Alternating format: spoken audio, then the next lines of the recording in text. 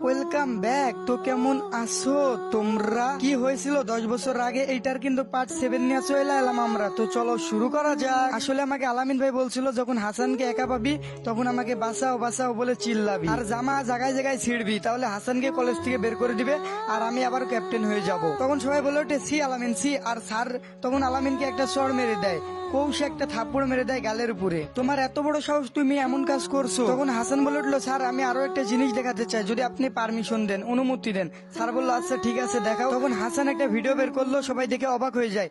আলামিন একটা মেয়েকে কিস করছে, আর এইটা দেখার পরে অরু আসলো, এসে হাসানকে একটা গালের উপর কৌশে থাপ্পড় দিল। আলামিন বলে উঠলো আসলে অরু একদম চুপ থাক, তোকে আমি এতটা বিশ্বাস করলাম, সেই তুই আমারে ঠকাইলি, বিশ্বাসঘাতক একটা। তখন আলামিন বলে উঠলো আমাকে প্লিজ মাফ করে দাও অরু, আর এমনটা কোনোদিন হবে না। তখন ওই মেয়েগুলো বলে উঠলো দেখলি অরু, তোকে বলেছিলাম না তোর বয়ফ্রেন্ড তোকে একদিন না একদিন ঠিকই ঠকাবে। মিলে গেছে আজকে তোমাদের কথা, আমি ভুল ছিলাম। তখন হাসান বলে উঠে যে আমার কাছে আরো একটা ভিডিও আছে, সবাই দেখতে চাও? সবাই বলে উঠলো হ্যাঁ দেখাও দেখাও। তখন হাসান বললো সবাই এদিকে তাকাও, দেখো। সবাই দেখতে পেলো যে আরেকটি মেয়ের সাথে